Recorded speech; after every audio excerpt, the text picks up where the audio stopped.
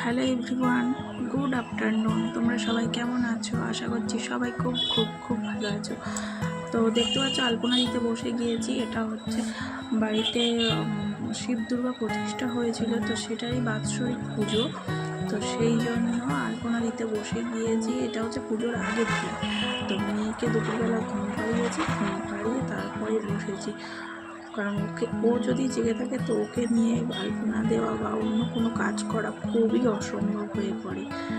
তো সেই জন্য ওকে আগে খাইয়ে ঘুম পাড়িয়েছি, ঘুম পাড়িয়ে তারপরে আমি আলপনা দিতে বসেছি। তো দেখতে থাকো আলপনাটা কেমন হয়,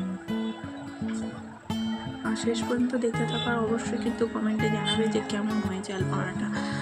তো যতটা পারো ভিডিওটা কন্টিনিউ করার চেষ্টা করবো। তো তোমরা দেখতে থাকো।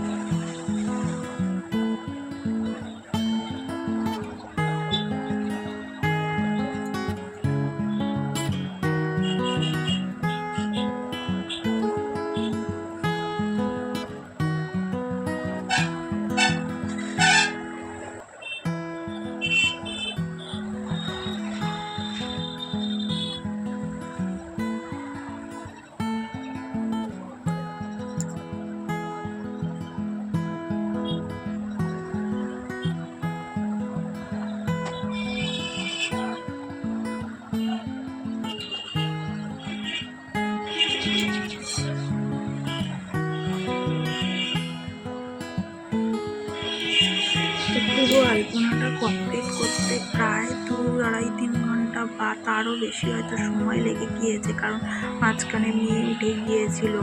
তো একভাবে বসে করাও সম্ভব হয় না। তো সেই জন্য পুরো ভিডিওটা তো এত বড় ভিডিও তো আমার সম্ভব নয়। তো সেই জন্য লাস্টে একদম ফাইনাল কমপ্লিট করার পরেই তোমাদেরকে দেখাচ্ছি। তো দেখো কেমন লাগছে কলকাতা আলপনাটা, কেমন লাগছে অবশ্যই কিন্তু কমেন্টে জানাবে। যদি ভালো লেগে থাকে তাহলে অবশ্যই কিন্তু একটা লাইক করে দিও, আর আমার চ্যানেলটাকে সাবস্ক্রাইব করে দিয়ে দিও।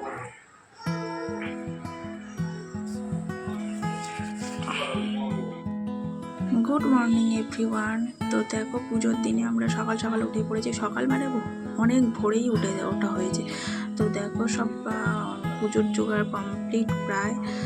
ঠাকুরমশাইও এসে গিয়েছে। তো এবারে দেখো আমরা উঠেছি প্রায় তখন 4:30-5টা হবে। তো সব কমপ্লিট করা হয়ে গিয়েছে। এবার দেখো ঠাকুরকে স্নান করানো হবে।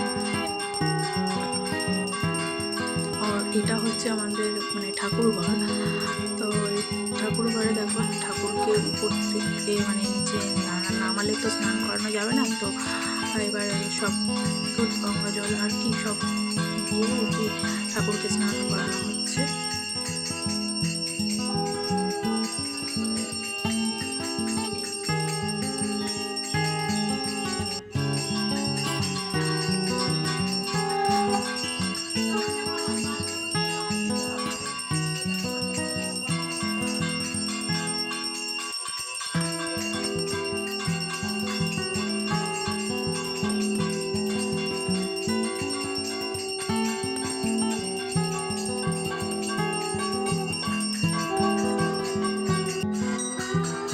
দেখো ঠাকুরকে স্নান করানো কমপ্লিট। তো এবারে ঠাকুরের গাটাগুলো একটু মুছিয়ে দিয়ে তারপরে ঠাকুরকে আসনে বসিয়ে পুজোয় বসবেন উনি। তো সেই জন্য ঠাকুরের গা মোছানো হচ্ছে। তো ঠাকুরকে আসনে বসিয়ে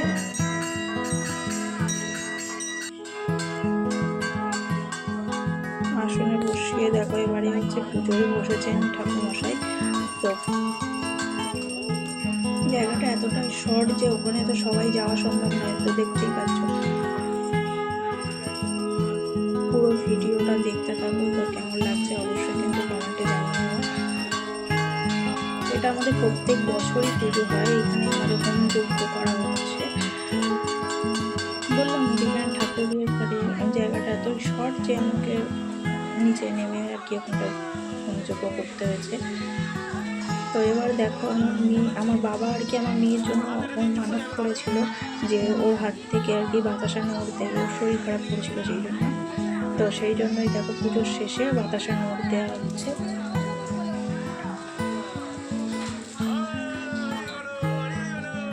তখন অনেকটাই বেলা হয়ে গিয়েছে, তো লোকজনও আসা শুরু করেছে।